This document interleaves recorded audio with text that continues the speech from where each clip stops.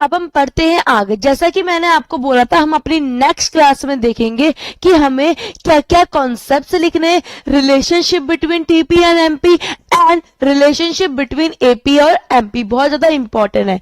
सबसे पहले हम ये देखेंगे कि अगर हमें एग्जाम में क्वेश्चन आता है explain law of variable proportion, कि आपको लॉ ऑफ वेरिएबल प्रोपोर्शन को एक्सप्लेन करना है, तो भाई अगर वो क्वेश्चन आता है तो 5 मार्क्स में तो आएगा ही आएगा। तो आपको कैसे प्रेजेंट करना है, मतलब कि आपको वहां पे क्या क्या लिख के आना है, ये नेसेसरी है। अगर आप वहां पे सीधा डायग्राम बना के, टेबल बना के बस करके आते तो आपको मार्क्स नहीं मिलेंगे। दैट इज ऑफ कोर्स आपको नहीं देगा एग्जामिनर मार्क्स, क्योंकि आपने अपने एग्जाम में जो चीज पूछी है उस क्वेश्चन से रिलेटेड आपने मेन तो बोली नहीं। आपको जो मेन लिखना चाहिए था वहां पे आपने सही तरीके से आंसर को वहां प्रेजेंट नहीं करा है। बच्चे बोलते हैं कि मैम हम फेल हो गए, हम करके तो सब आए थे पर हमें इंस्टीट्यूट ने फेल कर दिया। वो बात नहीं कर रहा है बेटा, सब पास होते हैं, पर डिपेंड करता है कि आप लिख के क्या आते हो। आपका जो लिख के आ रहे हो वो मैटर करेगा। आप 5 मार्क्स के क्वेश्चन में अगर हलवा लिख के आ जा रहे हो, कुछ भी लिख के आ जा रहे हो, तो आपको मार्क्स नहीं देगा। अगर आप अपना पेपर एक तरीके से जो उसने पूछा है टू द पॉइंट, क्या चीज वो अपने क्वेश्चन में पूछ रहा है, क्या मांग रहा है, आप वो अगर नहीं लिख के आए तो कहां से लॉ ऑफ वेरिएबल प्रोपोर्शन, मतलब सबसे पहले आप लॉ ऑफ वेरिएबल प्रोपोर्शन को एक्सप्लेन करोगे कि एक्चुअली में लॉ ऑफ वेरिएबल प्रोपोर्शन क्या बोलता है। तो हमें यहाँ पे अपनी उसकी डेफिनेशन देखेंगे और आपको एग्जाम में यही लिख के आनी है। State that as more and more unit of the variable factors is use, जब हम more and more variable factors को यूज करते हैं तो marginal product of the variable factor में इनिशियली राइज, शुरू में जो हमारा मार्जिनल प्रोडक्ट होता है, हमारा जो एमपी होता है वो तो राइज होता है, पर एक सिचुएशन आती है जब हमारा जो एमपी है जीरो होके नेगेटिव होने लगता है। Must comes when marginal product of the variable factor starts declining, और फिर वो नेगेटिव भी होने लगता है, जीरो होके वो नेगेटिव हो जाता है। कौन? हमारा एमपी। फिर इसके बाद आपको अपना स्टेप 2 आपको शेड्यूल बना के आना है। शेड्यूल मीन्स आपको टेबल बना के आनी है जिसमें क्लियरली शो हो टीपी बढ़ रहा है इंक्रीजिंग रेट से, टीपी बढ़ तो रहा है डिक्रीजिंग रेट से, फिर टीपी मैक्सिमम हो गया और देन टीपी स्टार्ट्स फॉलिंग, फिर टीपी गिरने लग गया। और आपको बस फिक्स फैक्टर तो आपको पता है 1 1 1 1 सीधा कांस्टेंट रहेंगे, आपको वेरिएबल भी पता है 1 2 3 4 5 6, बस आपको टीपी को एक बार रट लेना है, क्योंकि आपको टीपी के बलबूते से आप एमपी को इजीली क्या करोगे, निकाल पाओगे, इसकी दिक्कत नहीं है। टेबल को भाई बच्चे सोचते हैं हम वहां पे जाके बना लेंगे, नहीं, वहां पे जाके नहीं बनाना है, आपको घर से ही आपको अपने दिमाग में टेबल पहले समझ लो फिर रट लो। दिमाग वहां पे लगाओगे आप टेबल सोचने में कि नहीं नहीं ये नहीं ये नहीं ये नहीं, ये ले लेता हूं ये ले लेता हूं, कंफ्यूज हो जाते हैं बच्चे और उसी में 10-15 मिनट अपना वेस्ट कर देते, जबकि 2 मिनट में टेबल बन जानी चाहिए। फिर आपको थर्ड स्टेप में आपको इसका डायग्राम बना के आना है,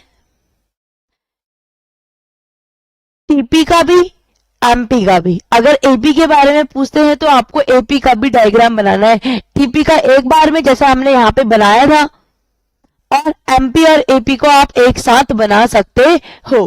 फिर आपको फोर्थ में इनके फेजेस लिखने हैं।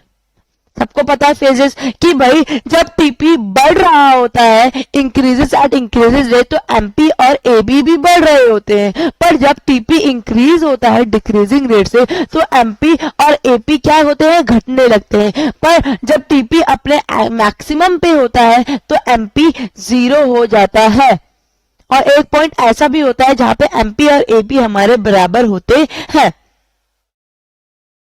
फिर एक पॉइंट, फिर जब हमारा टीपी फॉल होने लगता है तो हमारा एमपी नेगेटिव हो जाता है और टीपी जो एपी है वो कॉन्स्टेंटली पॉजिटिव ही रहता है। डिक्लाइन तो होता है पर एमपी जब नेगेटिव चले जाता है तो एमपी एपी भी पॉजिटिव। आपको ये फेजेस लिख के आने हैं। अगर टीपी और एमपी में आता है तो 4 फेजेस है, मेनली 3 है पर आपको 4 में लिख के आना है। TP increases at increasing rate, तो एमपी की क्या फर्क पड़ता है। TP increases at decreasing rate, तो एमपी क्या होता है। When TP is at maximum, MP is at 0। When TP start falling, MP start negative, MP becomes negative. आपको ये 4 फेजेस लिख के आना है, ये बुक में आपको मिल जाएंगे। अब इसके बाद हम बात करते हैं दो रिलेशंस की। यहां पे आपका ये क्वेश्चन फिनिश है, आपको यही लिख के आना है। अब दो रिलेशन आते हैं, रिलेशनशिप बिटवीन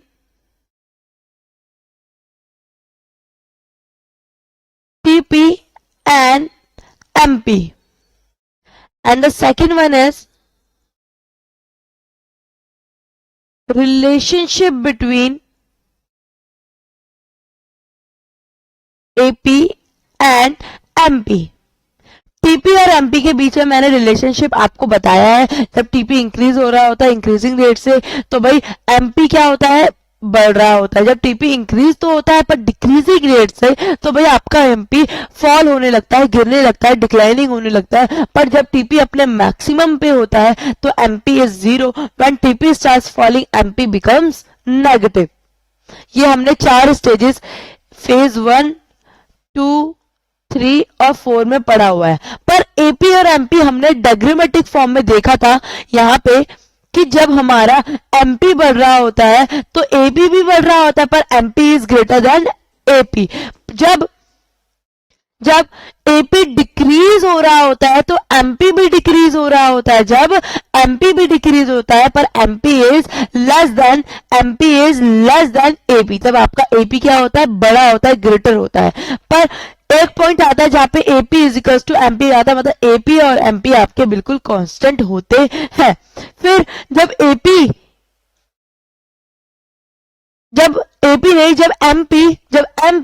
नेगेटिव होने लगता है तो एमपी भी डिक्लाइनिंग होता है, but MP begins positive. MP जो एपी है वो बिल्कुल पॉजिटिव ही रहता है। तो इस 4 पॉइंट्स को हम अपने लिख के चलेंगे यहाँ पे, क्योंकि हमने एमपी और टीपी के बीच में तो देख लिया, पर आपको उनके बीच में एपी और एमपी के बीच में भी रिलेशनशिप पता होना चाहिए। First one is AP increases so long as MP is greater than AP। जब AP बढ़ रहा होता है, क्योंकि हम यहाँ पे MP और AP का तो हम चीज AP से चीज को क्या करते हुए चलेंगे, कंपेयर करते हुए चलेंगे कि जब मेरा AP बढ़ रहा है तो मेरा MP भी बढ़ रहा है, पर MP फास्टर देन AP से बढ़ रहा है, मतलब MP आपका ज्यादा है as compare to AP। Next one is जब AP आपका डिक्रीज हो रहा होता है देन AP या फिर MP is less than AP, आप बोल दो AP is greater than MP, या फिर ऐसे लिख दो तो बात एक ही है। क्योंकि हम यहाँ पे MP को पहले लिख रहे तो हमने MP को यहाँ पे पहले लिखा कि जो MP है वो लेस देन है AP, मतलब यहाँ पे आपका AP क्या हो गया, आपका बड़ा हो गया आपके MP से। C point is AP is at maximum. जब AP अपने मैक्सिमम पे है देन तब AP किसके बराबर होता है, MP के। जब AP और MP बराबर हो जाते हैं, जब हमारा AP अपने मैक्सिमम पे होता है, जब AP अपने मैक्सिमम पे होता है तो हमारा जो AP और MP है वो क्या हो जाते हैं, बराबर हो जाते हैं।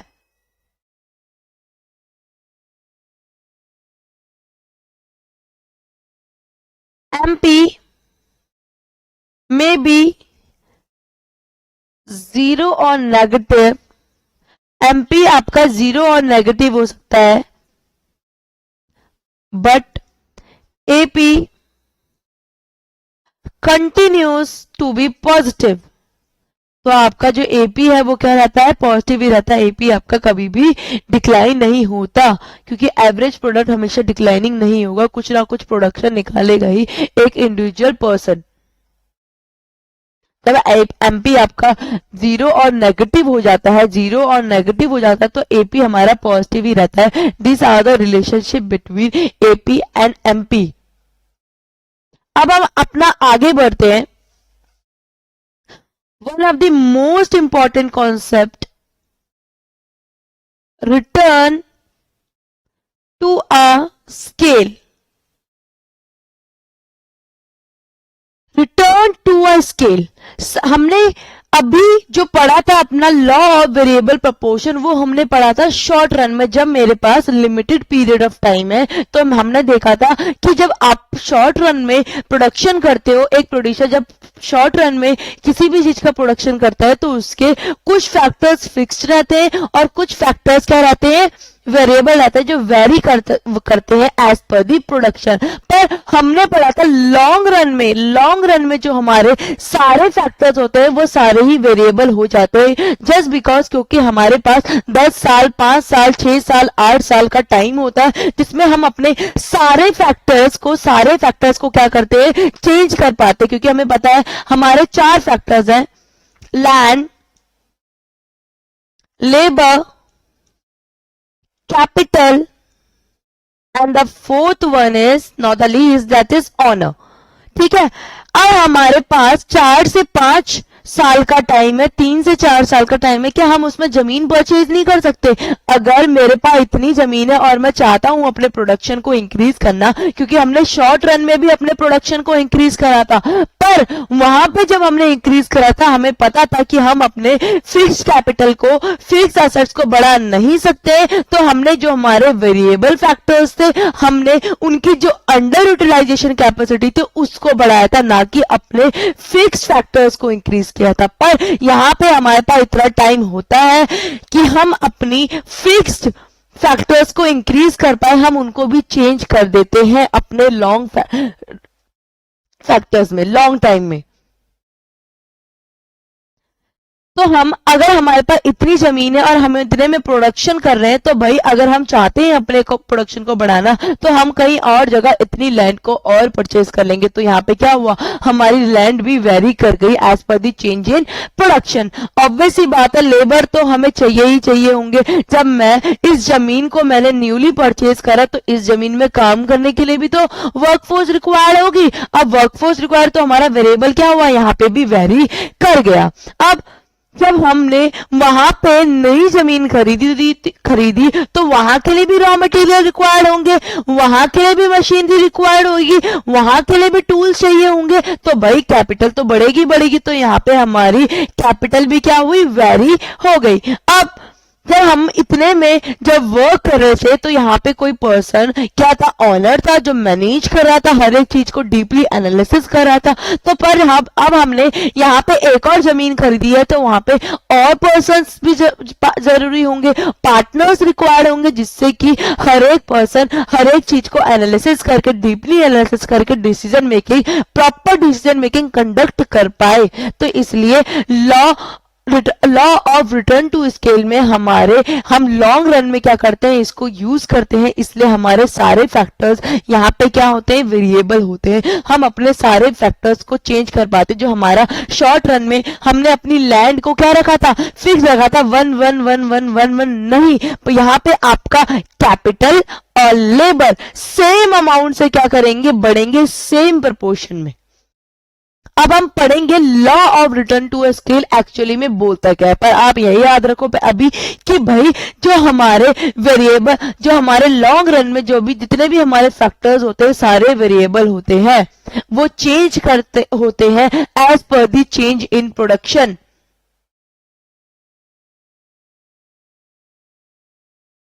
अब हम आगे बढ़ते अपने कॉन्सेप्ट को समझते हैं कि एक्चुअली में law of return to scale क्या बोलता है। हमें पता है कि हमारे लॉन्ग रन में सारे के सारे फैक्टर्स क्या होते हैं, वेरिएबल होते हैं। हमारे पास इतना टाइम होता है कि हम अपने सारे फैक्टर्स को चेंज कर देते हैं। तो मानो कि भाई हम एक 1 कैपिटल और 1 लेबर का यूज करके हम 5 यूनिट का आउटपुट निकाल रहे हैं, 5 यूनिट का आउटपुट निकाल रहे हैं। अब law of return to scale बोलता है कि अब क्या होगा अगर मैं अपने कैपिटल और अपनी लेबर को क्या कर दूं, डबल कर दूं, तो मेरे आउटपुट में क्या फर्क आएगा, या फिर आपका आउटपुट कितने प्रपोर्शन से बढ़ेगा। That is the return to scale.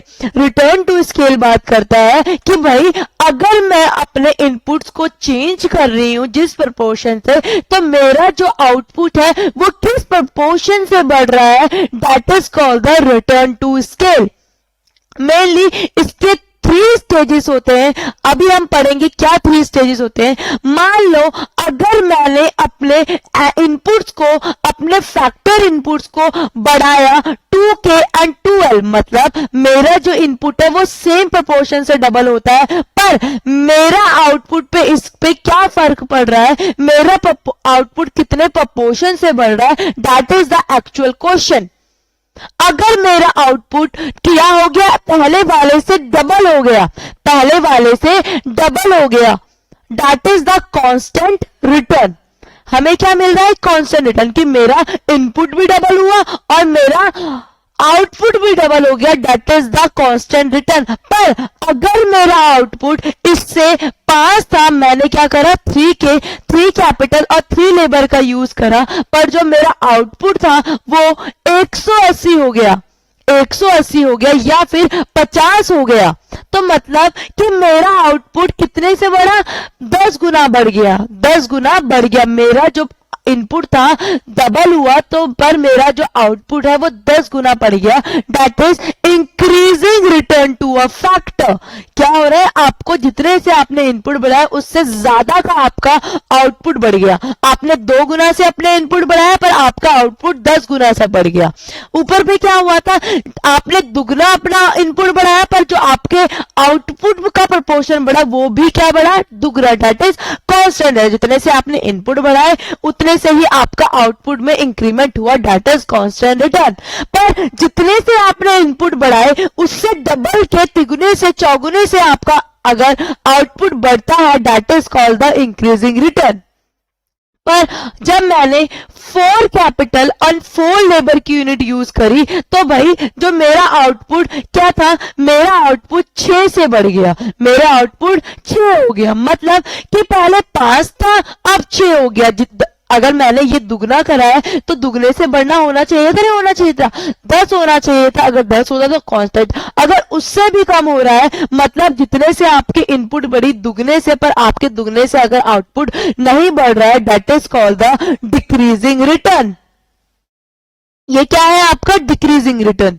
यही हमारे 3 स्टेजेस है, किसमें, law of return to scale में। यहां पे कभी भी आपका जो रिटर्न होगा वो नेगेटिव नहीं होगा, क्योंकि अगर आपने कोई यूनिट का प्रोडक्शन करने के लिए नई जमीन खरीदी है, तो क्या आप चाहोगे कि मेरा जो टीपी है वो डिक्रीज हो। अगर आपने कोई लैंड खरीदी है, कैपिटल्स खरीदी है, तो भाई क्या आप अपने प्रोडक्शन को इधर से, आप अगर टेक्नोलॉजी शिफ्ट कर रहे हो, जितना आप पहले करते थे क्या उससे कम करोगे, 1 बढ़ाओगे, 2 बढ़ाओगे, क्योंकि अगर आप 1 यूनिट भी ज्यादा प्रोड्यूस कर रहे हो, दैट इज योर प्रॉफिट, वो भी आपका प्रॉफिट है। यहाँ पे law of return to scale में लॉन्ग रन में आपका जो टीपी होगा या रिटर्न होगा वो कभी भी नेगेटिव नहीं होगा, क्योंकि अगर आपने अपनी बिजनेस को एक्सपेंड किया है तो कभी भी आप नहीं चाहोगे कि जो आपको प्रोडक्शन आप करोगे वो आपका नेगेटिव जाए। आप कुछ ना कुछ वहां पे प्रोडक्शन करोगे। दैट इज द रीजन कि हमारा जो law of return to scale है वो नेगेटिव नहीं होता है। हम पढ़ते हैं यहाँ पे,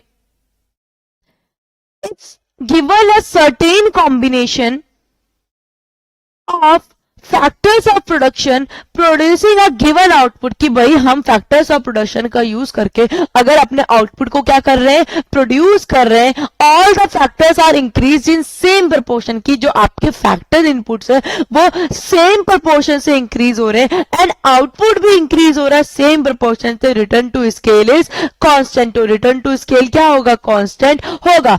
if output increase more than proportionate then increasing return. जितने से आपने इनपुट यूज करे पर आपका आउटपुट 2 गुना, 4 गुना, 5 गुना, 6 गुना बढ़ रहा है, तो आपका जो रिटर्न है वो क्या है, इंक्रीजिंग है। पर अगर जितने से आपने इनपुट बढ़ाया उतने से अगर आपका आउटपुट नहीं बढ़ रहा, that is called the decreasing return. वो क्या है, आपका डिक्रीजिंग रिटर्न है।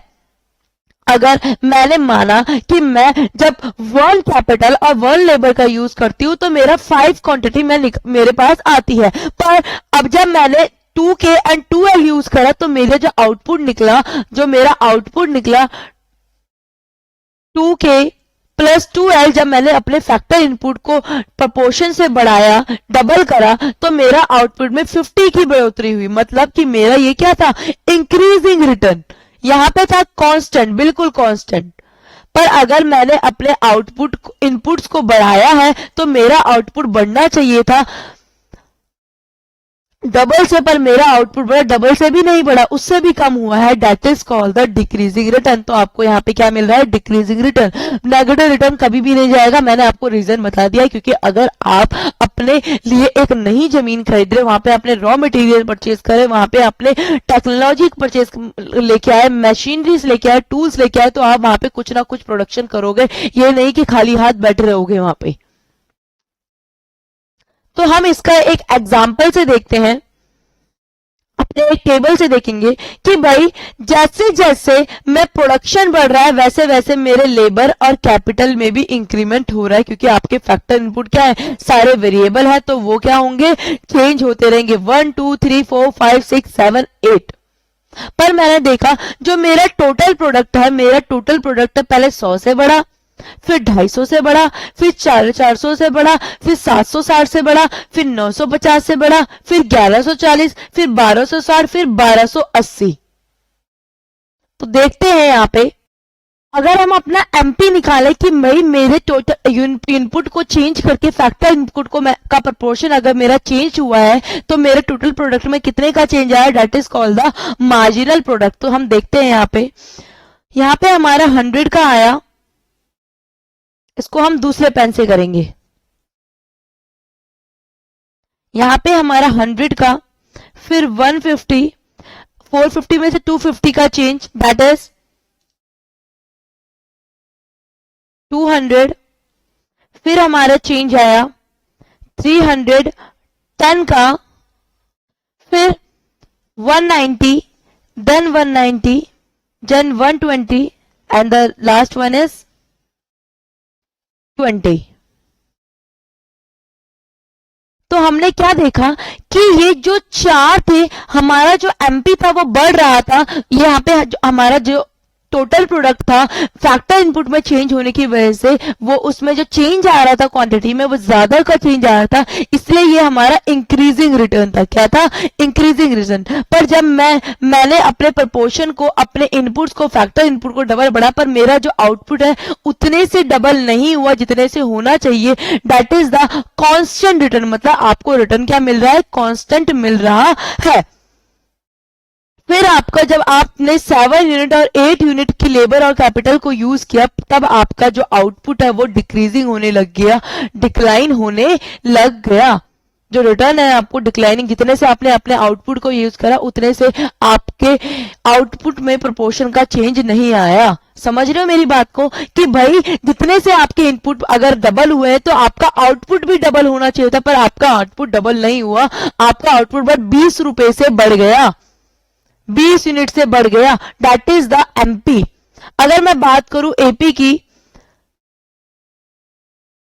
टोटल प्रोडक्ट डिवाइडेड बाय में labour and capital, then 250 divided by में 2, दैट इज 125, 150, 190, 190,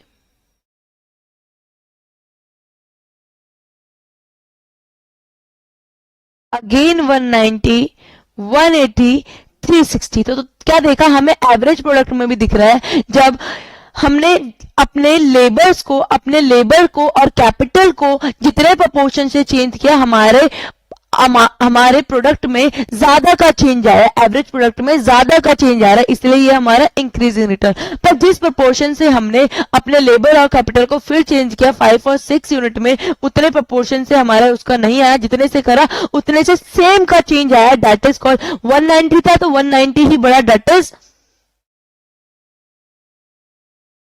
कांस्टेंट रिटर्न। यहाँ पे क्या हुआ, आपका कांस्टेंट रिटर्न आपको दिख रहा है। फिर हमने जिस प्रोपोर्शन से अपने इनपुट को इंक्रीज करा उतने प्रोपोर्शन से आपका आउटपुट डबल भी नहीं हुआ, उससे भी कम हो रहा है, डेट इज यहाँ पे आपको डिक्रीजिंग रिटर्न देखने को मिल रहा है।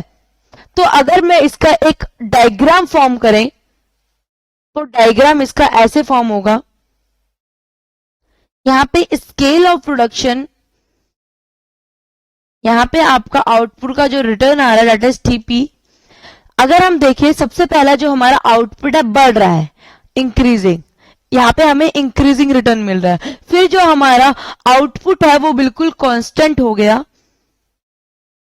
फिर जब हमने और लेबर और कैपिटल का यूज करा तो हमारा यहाँ पे डिक्लाइनिंग फैक्टर होने लग गया, हमारा जो रिटर्न है वो हमें डिक्रीजिंग मिलने लग गया। जितने प्रोपोर्शन से हमारा इनपुट बढ़ रहा है उतने प्रोपोर्शन से हमारा आउटपुट नहीं बढ़ा, इसलिए यहाँ पे वो क्या हो गया, डिक्लाइनिंग हो गया। यहाँ पे that is first stage, second stage and this one is third stage. ये हमारा क्लियर है law of return to scale. आपको एग्जाम में ऐसे ही लिख के आना है, सबसे पहले आपको law of return to scale लिख के आना है, टेबल बना के आना है, डायग्राम बना के आना है और अपनी 3 स्टेजेस देखनी है। यहाँ पे लिखा हुआ है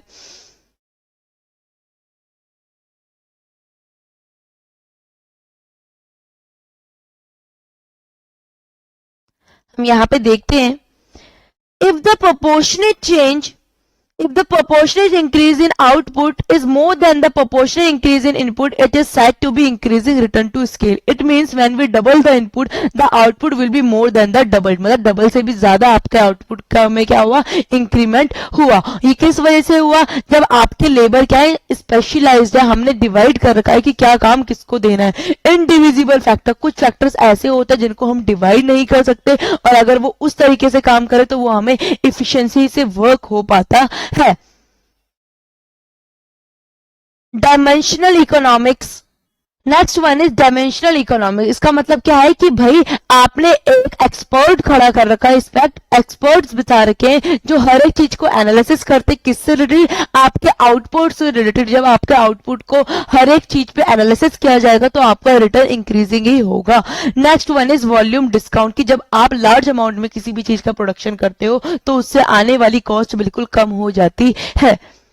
Next one is constant return to a scale. If the proportional increase in output and proportional increase in input are same, it is said to be constant return to scale. It means when we double the input, the output will also be double. जब मैंने 1K से 2K किया, 2K से 3K किया तो मेरा output भी same amount 190 से हमारे टेबल में यहाँ पे बढ़ रहा था। यहाँ पे ये हमारा कांस्टेंट रिटर्न था कि हमारे आउटपुट में कोई भी चेंज नहीं आया, जितने से हमारे इनपुट बढ़े उतने से ही हमारे आउटपुट में इंक्रीमेंट आया, that is the constant return. There are no causes for constant return, it is just an indicator for the ending of increasing return and commencement of diminishing return. ये constant return के कोई कारण नहीं होते कि किस वजह से हमारा जो रिटर्न है वो कांस्टेंट है, पर ये इंडिकेटर होता है। जैसे हम आप बाइक्स वगैरह, स्कूटीज वगैरह, कार्स वगैरह चलाते तो आप इंडिकेटर उसमें यूज किए जाते हैं कि हम लेफ्ट साइड मुड़ रहे हैं या राइट साइड मुड़ रहे हैं, ये इंडिकेट किया जाता है, ग्रीन लाइट आपकी जल जाती है। ऐसे ये एक इंडिकेटर होता है कि भाई अब आपका इंक्रीजिंग रिटर्न खत्म होने वाला है और डिमिनिशिंग रिटर्न स्टार्ट होने वाला है। Next one is diminishing return to a scale. If the proportional increase in output is less than the proportional increase in input, it is said to be a diminishing return. कि जितने से आपके input में बढ़ा उतने से आपका output नहीं बढ़ रहा है, उससे कम से बढ़ रहा है, that is called the diminishing return. It means when we double the input, the output will less than the double. कि जब हम अपने इनपुट को डबल करते हैं तो हमारा आउटपुट डबल नहीं होता, उससे कम होता है। That is the diminishing return to scale. क्या कारण होते हैं डिमिनिशिंग रिटर्न के? मैनेजमेंट प्रॉब्लम, मैनेजमेंट के अंदर कुछ प्रॉब्लम्स होती हैं, वो अपने काम को सही तरीके से नहीं कर पाते, उन्होंने हर एक चीज को हैंडल नहीं कर रहा है, वर्क को सही तरीके से बांटा नहीं है, that is the main problem in diminishing return. Last limit to a human factor, एक स्टेज के बाद जो ह्यूमन होता है पेरिशेबल हो जाता है, तो वो अपने काम को सही तरीके से नहीं कर पाता है, इसलिए भी ह्यूमन फैक्टर की वजह से हमारा जो रिटर्न है वो डिमिनिशिंग होने लगता है। Next is lack of corporation and coordination. जब आपके ह्यूमंस के अंदर, वर्कफोर्स के अंदर एक कोऑर्डिनेशन देखने को नहीं मिलेगा, 24 घंटे लड़ाई देखने को मिलेगी, लड़ाई झगड़ा देखने को मिलेगा, तो आपका जो रिटर्न होगा वो ऑब्वियस सी बात है आपको डिक्लाइनिंग ही होते दिखेगा। Next one is rises of the price of input. Diminishing return इसलिए भी मिलने लगता है क्योंकि जो आउटपुट आप 10 रुपए का पहले खरीद रहे थे, अब वो आप 15 रुपए में खरीद रहे हो, तो आप अब आउटपुट को कम से कम क्या करना चाहोगे, प्रोडक्शन करना चाहोगे। हमने पढ़ा था कि जब किसी भी फैक्टर ऑफ इनपुट्स की प्राइस बढ़ते हैं तो सप्लायर चाहता है कि मैं उस प्राइस पे कम से कम प्रोडक्शन करूं, कम से कम सप्लाई करूं, क्योंकि मैं नहीं चाहता मुझे क्या हो, लॉस हो। यहाँ पे आपका ये चैप्टर फिनिश होता है। अब आपको यहाँ पे हर एक चीज को ध्यान से पढ़ लेना है, क्योंकि इस चैप्टर में आपको एमसीक्यूज भी नहीं दिए गए हैं, तो आपको एमसीक्यूज खुद देखने पड़ेंगे, खुद कॉन्सेप्टली क्लियर होना पड़ेगा, और तभी आप पेपर में अटेम्प्ट कर पाओगे। क्योंकि हमें पता है हमारा मोस्टली हम जहाँ पे स्कोर कर सकते हैं हाई, हमारा पास होना फेल होना मेनली डिपेंड करता है हमारे एमसीक्यूज में। अगर आपने एमसीक्यू कर ले तो आप पास हो सकते हो। और ये तो है नहीं कि भाई आप प्रोफेशनल एग्जाम में बैठने जा रहे हो तो बस आप एमसीक्यू पढ़ के जाओगे, क्योंकि आपने बुक तो पूरी पढ़ी है, तो बुक में से एमसीक्यूज भी आएंगे और सब्जेक्टिव्स भी आएंगे। तो आपको ऐसा क्राइटेरिया देखना है कि मेरे 80 to 90 मार्क्स मेरे पेपर नंबर 1 में स्कोर हो जाए, क्योंकि इजीली स्कोर होते हैं, बच्चों ने किए भी है। 95, 96, 97 मार्क्स आ चुके हैं बच्चों के, आते भी हैं। बस आपकी डिटर्मिनेशन पे डिपेंड करता है कि आप अपने आप को कहां देखना चाहते हो, आप किस चीज से गुजरे हो। यही चीज आपको मोटिवेट करती है, यही आपका सबसे बड़ा मोटिवेशनल फैक्टर होता है। आप सर्स को मैसेज करते हो, मैम को मैसेज करते हो, मैम हमें मोटिवेट कर दो, अपने दोस्त के पास करते हो कि मुझे मोटिवेट कर दे। नहीं, आपको जब तक कोई मोटिवेट नहीं कर सकता जब तक आप खुद मोटिवेट ना हो, जब तक आपके अंदर एक डिजायर नहीं होगी, वांट नहीं होगी किसी चीज को पाने की, तब तक, या आप किसी ऐसी सिचुएशन से ना गुजरे हो जिसने आपका रोना निकाल दे, तब तक आप मेहनत नहीं कर पाओगे। जब तक आपकी आंखों में सपने नहीं होंगे, अपने पेरेंट्स के लिए सपने नहीं होंगे, तब तक आप कुछ नहीं कर पाओगे।